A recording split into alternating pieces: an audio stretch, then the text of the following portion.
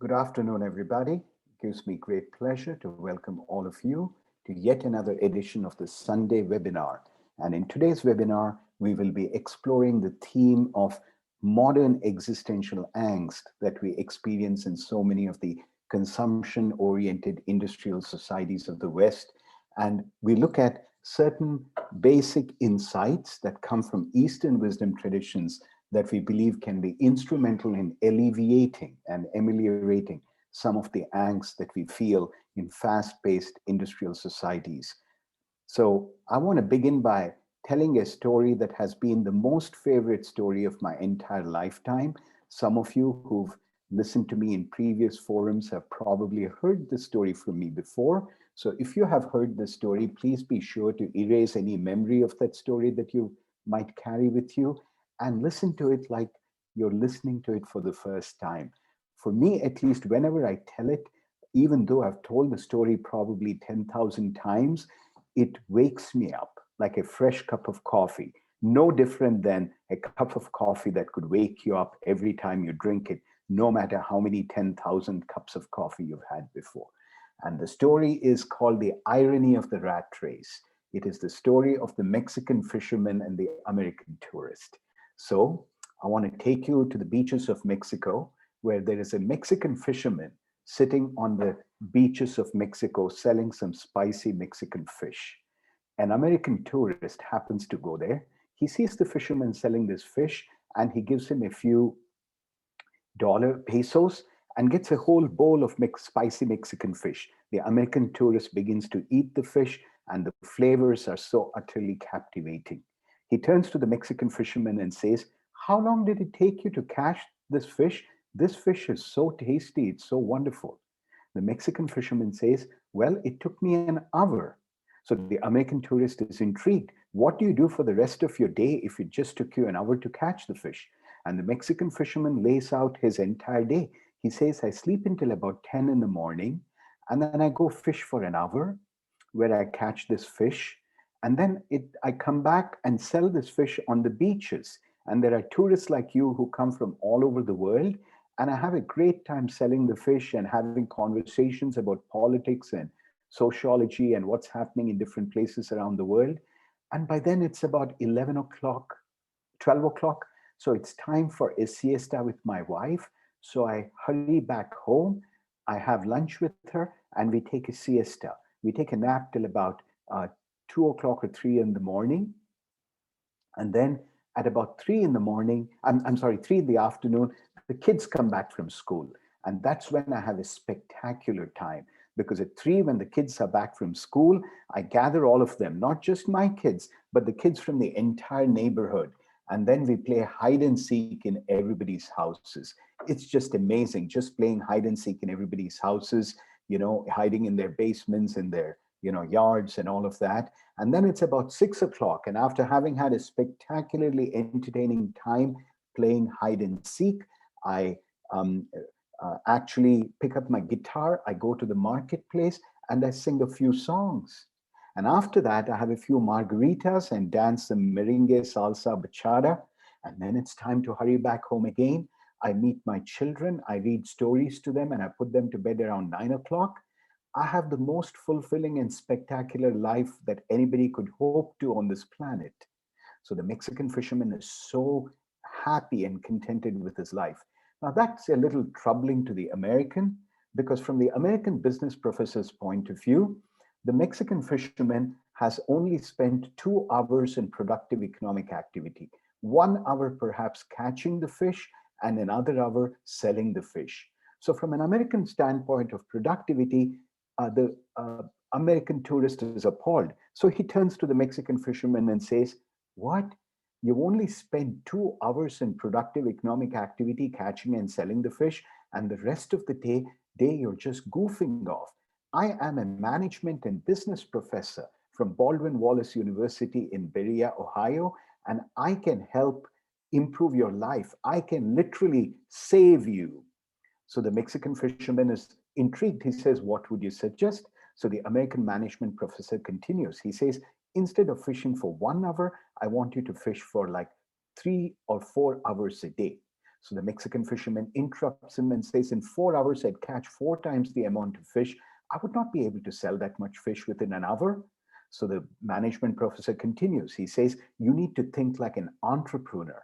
At that point, when you have 4 times the amount of fish, what you need to do is to hire 4 young kids who can set up shop and who can sell the fish at 4 different places along the beach. So you will quadruple your profitability. So the Mexican fisherman is momentarily intrigued. He says, well, that sounds very good. What would happen after that once I sell 4 times the amount of fish? At that point, the American tourist brings out a calculator, punches in a bunch of numbers, and projects into the future. And he explains, if you were to do this consistently for 3 years, you would have saved enough money to be able to invest in a mechanized fishing trawler. A mechanized fishing trawler, says the Mexican fisherman, is that the kind that makes so much noise?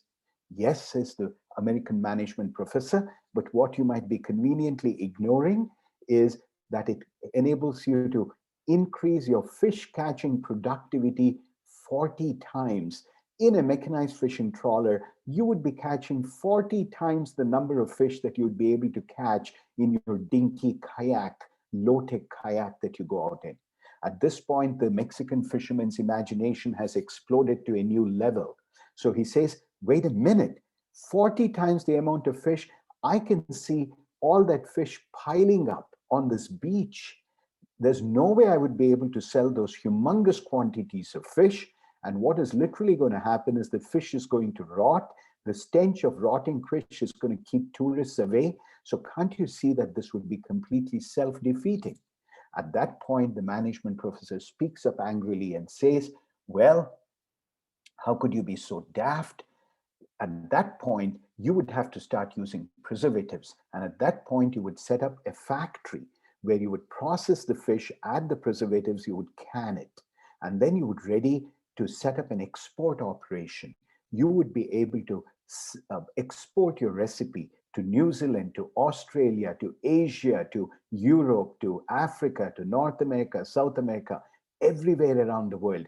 Can't you see that that is the point at which you will fly, you will soar into the skies of entrepreneurial greatness and genius, where you'll set up a food processing plant, and now you are the CEO of a global company. At that point, the Mexican had never projected his imagination and desires to that level of understanding and magnitude. So he persists with the question, but what would happen after that? So then the American tourist explains, well, at that point, he says, you can leave the stupid Mexican village because nothing ever really exciting happens here. And that's the point at which you move to LA or San Francisco, because in these big cities, you will lead an exciting life. Excuse me. So the Mexican fisherman says, what would happen after that? Because he wants to understand where all this is leading to. And the American management professor says, that's when you're the CEO of a global food processing plant. You can hire students from all the universities of the world to run your operations. And at that point, you can move to New York City, where you get to invest in the stock market and make millions of dollars. Really, says the Mexican fisherman. He's almost sold on this possibility, and he asks one more time, what would happen after that? And then the American management professor responds with the irony of all greatest ironies, ladies and gentlemen. He says, I'm glad you asked that question, because at that point, you can walk away from all this insanity that has kept you busy all your life. That is the point at which you will move into a tiny Mexican village. You will sleep until about 10 o'clock in the morning. You will go ahead and enjoy the beach. You will catch some fish. You will sell the fish. You will have some really uplifting conversations with tourists from all over the world. You will enjoy each moment. You will be awake to the beautiful sea breeze. You will be awake to the sensation of sand on your feet. And at that point, you will also begin to enjoy life. You will start to come back home, enjoy your siestas with your wife, have lunch, sleep in. You can enjoy hide and seek with all the neighborhood kids. And you would have awakened to the beauty, the enjoyment of living in the present. And isn't that what you should be waiting for? I don't know how many of you were paying enough attention to grasp the ultimate existential irony of the story. And that is one of the greatest dilemmas confronting the modern world today. We have being oriented cultures and doing oriented cultures. And these cultures have very different worldviews and very different assumptions about what is the fundamental purpose of life. Most of us living in the US have only experienced the doing oriented culture, where the message we receive from the time we are little is that you need to be doing something productive and efficient all the while. Your value and worth as a human being is given by your accomplishments, by what you do. And this gets wired into us at a very deep level. And so, even if we are resting and relaxing by a beach, or you're on vacation, how many of us have been on vacation and actually had to pay attention to the voice inside us that is tormenting us, telling us, you're not doing anything productive. Better take your clothes to the laundry. Better balance these accounts. Better do this, file your income tax return, do something useful. Don't just sit here doing nothing.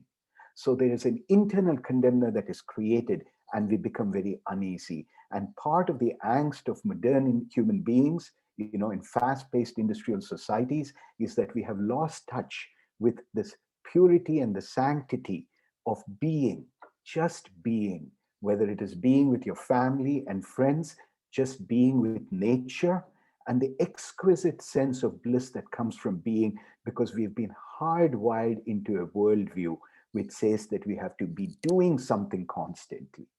But the challenge is deeper, because it's not as if we can ever forget the exquisite gift and joy of just being. There's a level of unparalleled serenity that comes. Many of you who have pets and dogs have experienced the joy of being vicariously through your dog, through your cat, and the animals really know that joy very deeply. And my friend Ajay here, in fact, is embarking upon a venture of helping people understand happiness through the eyes and hearts of animals, because there's much that they have discovered that we as human beings are still has proved to be so elusive to us. So the joy of being is never forgotten. So we become like a house divided against ourselves. And how many of us can? What a fitting visual. Ajay is focusing his video on somebody who has actually discovered the exquisite joy of just being, his beloved friend Moki, who's basking in the sunshine of Ajay's affection. So here we are with the being and doing oriented culture. So there's a part of us. It's almost like there's a Mexican fisherman and an American tourist. Both of them exist within us, and they are creating a deep conflict within us. One of them is saying, be more productive. The other one is saying, just enjoy your life. So on the one hand, we envy the financial security and respectability of the American tourist. And on the other hand, we also envy the leisure and the peace and the serenity and the capacity to be in the now and to enjoy the bliss that the Mexican fisherman seems to be able to demonstrate. And we are trying to ride two horses at the same time, says Osho. The horse of financial security and the horse of leisure and serenity. And you know how painful that can be. Now, this is a fundamental cultural divide between the being-oriented cultures of the world and the doing-oriented cultures of the world, with very fundamentally different worldviews. The question, therefore, becomes, is there a point of transcendence at which, rather than either identifying with the doing-oriented orientation or the being-oriented orientation, can we find a third place which encompasses both of these? And one of the greatest gifts of the Eastern wisdom traditions is the gift of taking us beyond polarizations, opposites. The dictionary always leaves us with opposites, and the Eastern mystics are telling us, wait a minute, don't be deceived by the polarizations.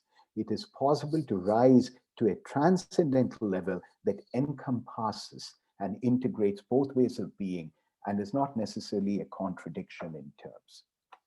I want to address a few observations to another of the challenges of modernity, which is individualism. Implicit in a lot of modern industrial societies that have been derived from Western cultures is the idea that we have to be self-contained as an individual. The idea of a fully autonomous human being who's self-contained and independent is the default mental model. Now, sitting in that mental model, it is very hard for us to be able to enjoy the transcendental emancipation that interdependence allows. It's very hard for us to allow us to enjoy the joy of interdependence. Most of us, as the Harvard Business Review article, Stop Holding Yourself Back, says, want to go it alone. We want to be self contained and prove to ourselves and others that we're capable of taking care of ourselves. We tend to glorify independence, we tend to demonize dependence. And then we forget that between dependence and independence, there is a third place, which is interdependence, which gives us a tremendously different view of life. When we become interdependent, we are not carrying our problems by ourselves. We are not carrying them alone. We are sharing them with our friends, with community, with family. And interdependence, we are carrying other people's problems with them.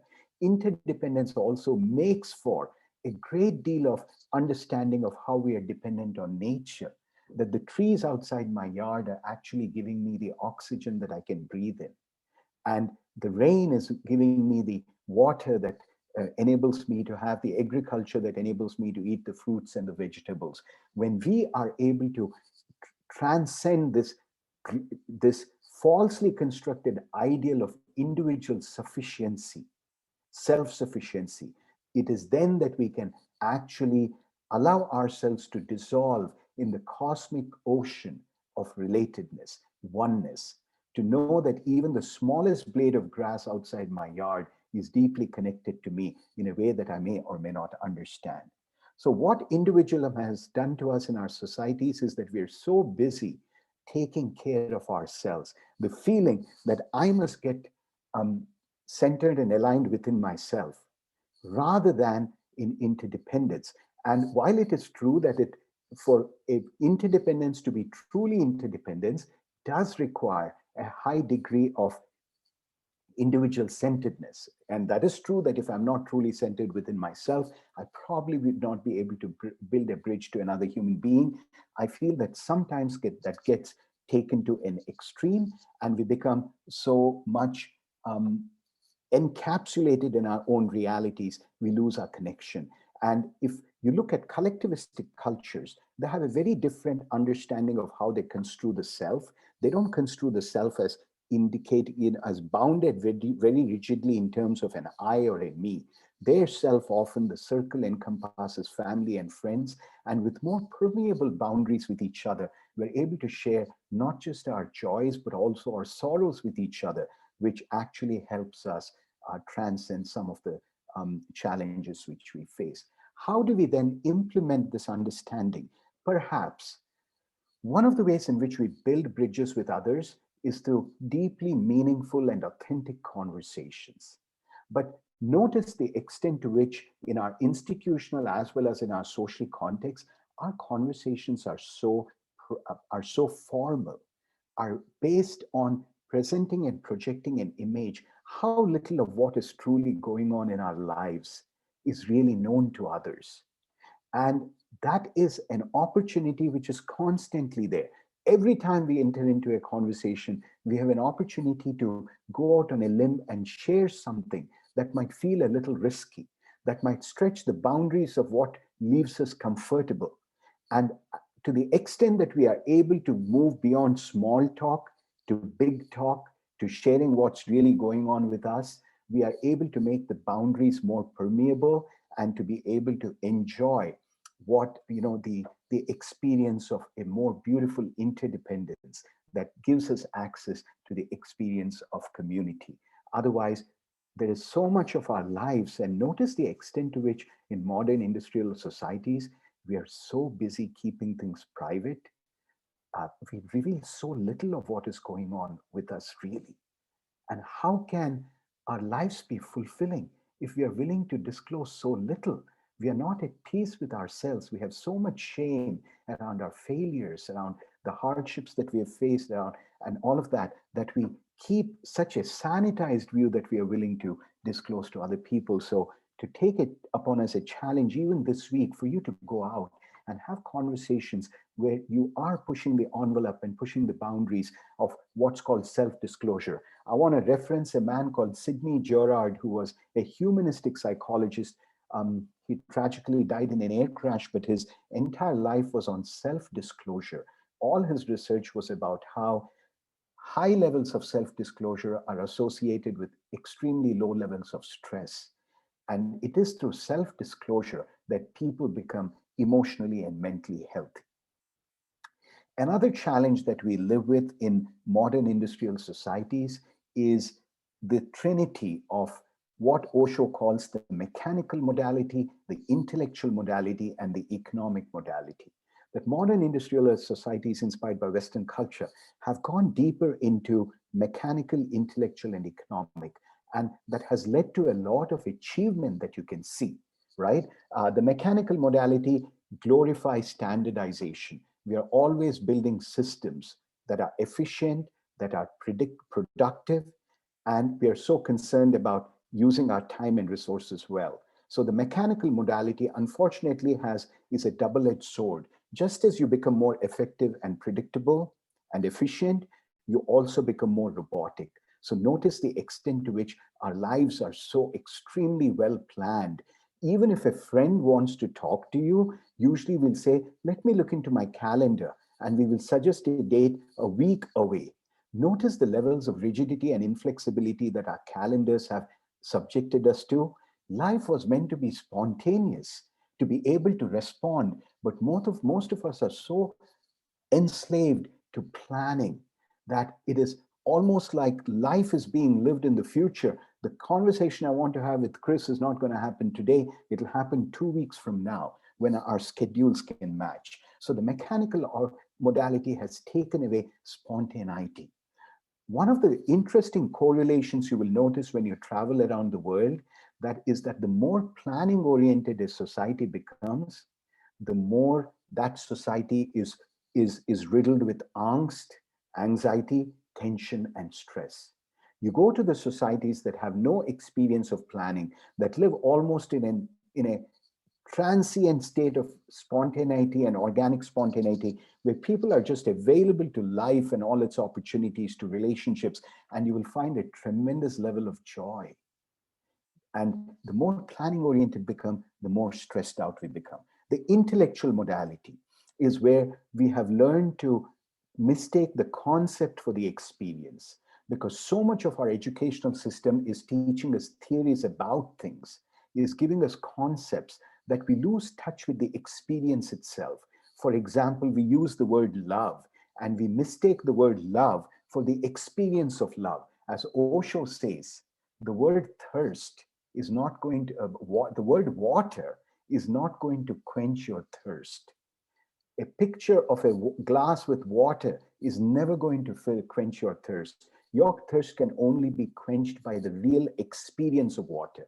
But through our educational system, we have created a cognitive and conceptual architecture that actually mistakes the experience for the concept for the experience. So we look at pictures of the Alps, we study maps of the Alps, which is so alienated from the direct experience of seeing the splendor and beauty of the Alps. And we mistake the word love for the experience of love. So we are living in the mind rather than in the heart. We become technicians and we forget the quality of being an artist.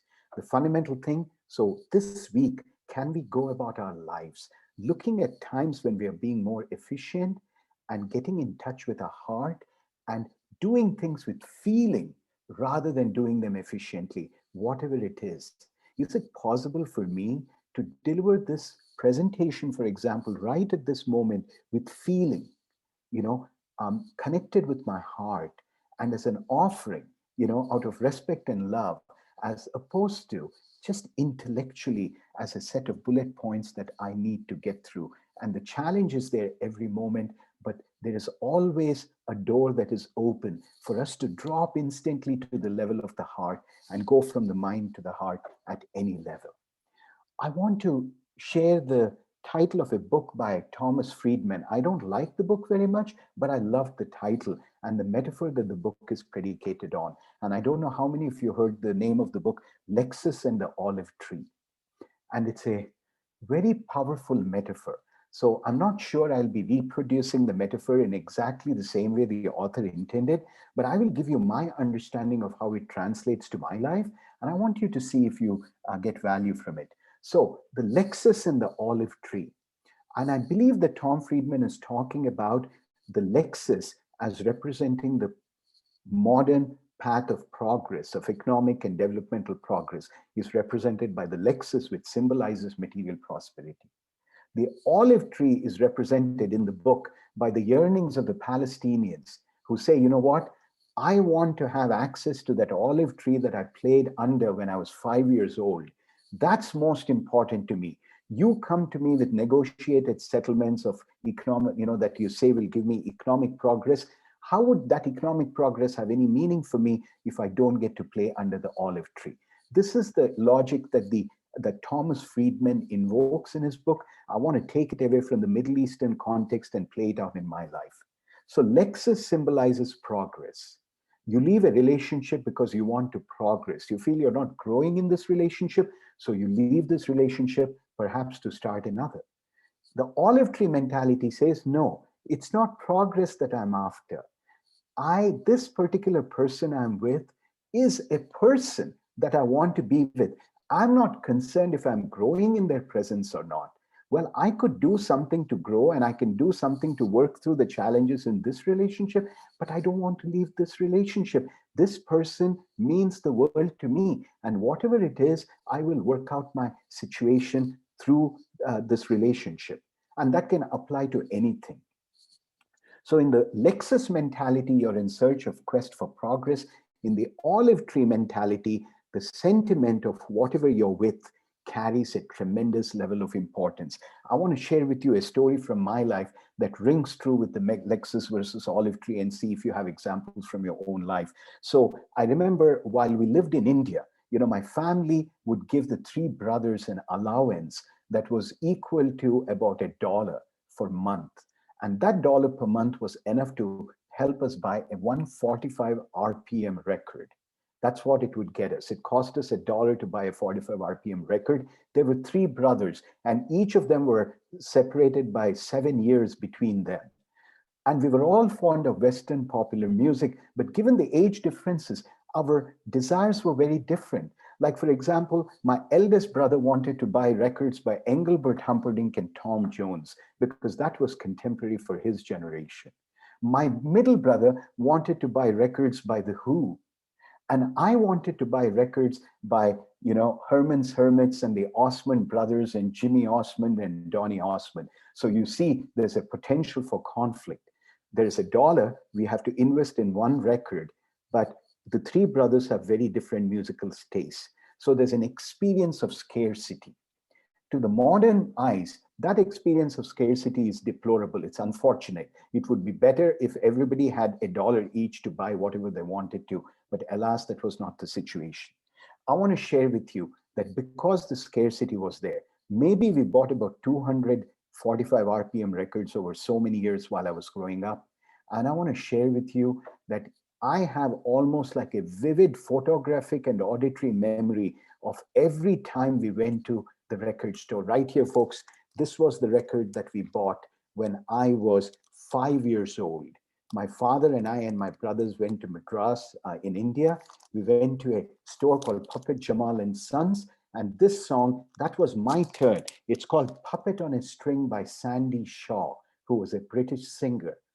I still remember the excitement of that day because this record meant the world to me. And it also symbolized a degree of relationship between the three brothers because we had to compromise and each of us had to make room. If I bought this record on this visit, the next month we knew it was my elder brother's turn to get See Me, Feel Me by The Who. And through that process of accommodation and adjustment, we learned to live with scarcity. And to me, it is my olive tree experience, remembering those enchanting moments of scarcity, which enabled me to value this. Now that I'm a college professor at Baldwin Wallace and I get paid enough, we don't buy CDs anymore, but there was a time where everybody was buying CDs. I would go and buy so many CDs. I would even forget what CDs I had bought. there would be 3 copies of CDs. One of them would be, how many of you know that no man's land in every car between the console and the driver's seat, where something falls into it and it's almost impossible to retrieve it? So many of my CDs were lying in there, and it's only when I went to a car wash that I'd recover the CD. And this would go on. So notice, I would have tremendous economic abundance because I could buy as many CDs as I wanted. Do I even remember the CDs I bought? No, I'd buy the same CD 3 times, forgetting I had bought it before. On the other hand, look at my experiences as a child with $1, holding on to and celebrating every 45 RPM record that I got. And that is where we begin to understand that our tendency to be concerned with economic development has transformed human beings into Homo economicus, economic beings.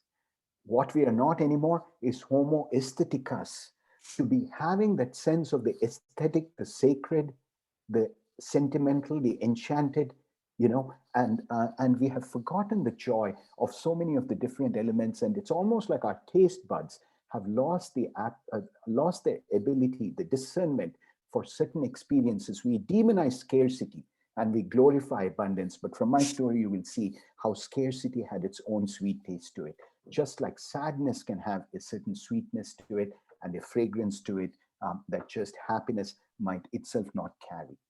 Another couple of points before we end this webinar is I want to share with you what many anthropologists of modernity are beginning to call the problems with the Western scientific worldview. As many of you know, Western science has gotten us so many beautiful gifts, control over nature and the advancements in medical science, the COVID vaccines. I'm not knocking any of that. But just as with anything that is a gift, it can also be a double-edged sword. So I want to point out one of the challenges that anthropologists of modernity are talking about. They say that the Western scientific worldview has led to a separation of nature and the scientist. It has created a template where the scientist is the subject and nature is the object. So you have the idea that a subject, like a scientist, is studying nature, which is the object, and discovering things about it. It's like the scientist is the photographer and the nature is the photograph that the scientist takes. Now, this subject-object dichotomy has created a lot of problems because it has created a tendency for us as children of modernity, as orphans of modernity, really to remove ourselves from the picture as if we are studying the problem which is out there. I'm not part of the problem. I'm the dispassionate objective scientist who's studying the problem. And the same thing mentality happens. When our marriages fail, we start looking at the marriage as if it was the problem that we have to study, and we take ourselves out of the picture and we look at it from the outside like we are a scientist. We don't understand that in human situations, that dichotomy doesn't work. If I'm trying to analyze why my marriage failed, I am part of what contributed to whatever happened in that marriage. And our sanitizing clinical methods of analysis take ourselves out of the picture. Now, how does this relate to our life? There's a very compelling article by Chris Argyris called Teaching Smart People How to Learn, where he talks about this fallacy where we start externalizing blame for everything that goes wrong because we have taken ourselves out of the picture and we are the person who now look at the situation from a pedestal of being the scientist, and we give ourselves the powers of analysis and observation, and we are analyzing that outside.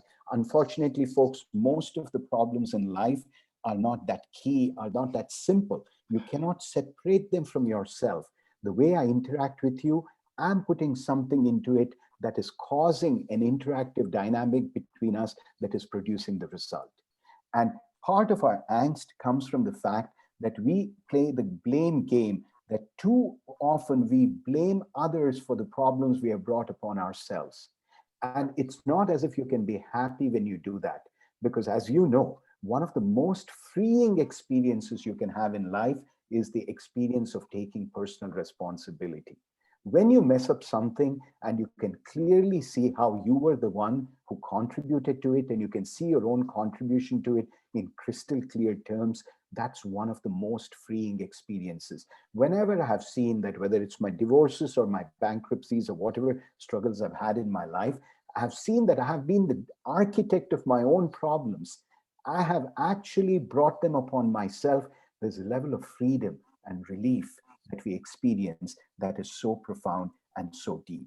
And yet, when we forget to do that, we keep changing circumstances.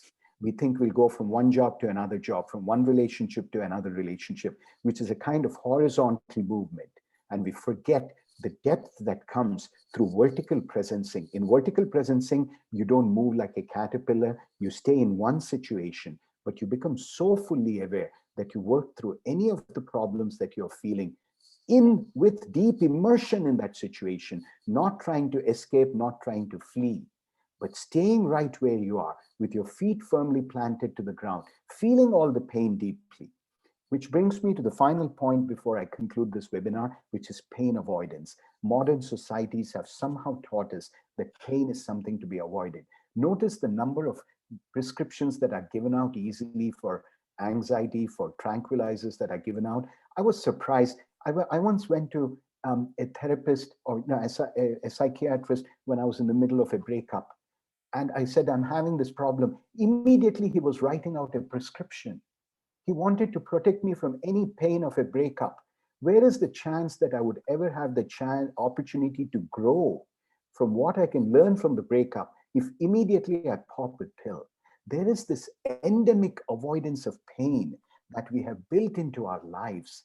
And one of the very interesting things that I have learned from Ajay, who gave me this insight, is that whenever we try to resist the pain, when we say this pain should go away, this pain should not be, the very act of resisting the pain increases your experience of the pain. So you get caught up in a catch-22. You try to manage the pain, but our efforts to manage the pain are actually increasing the level of pain, the magnitude of pain. Acceptance of the pain, just being with it, would be the way. Even with existential angst, accepting the angst, increasing our awareness of its various sources is what would really help us get to the other shore. So folks, this is the point at which I conclude the first part of the webinar, where I do all the talking. And for those of you who are new, I want to welcome those of you who are new, have not seen here before. Megan, thank you for joining us, and there might be others too. I want to say what happens from now. For the next 20 minutes or so, we actually get into a discussion mode where I encourage people as far as possible to turn on their cameras, and we just share stories, examples with each other. And that's this phase.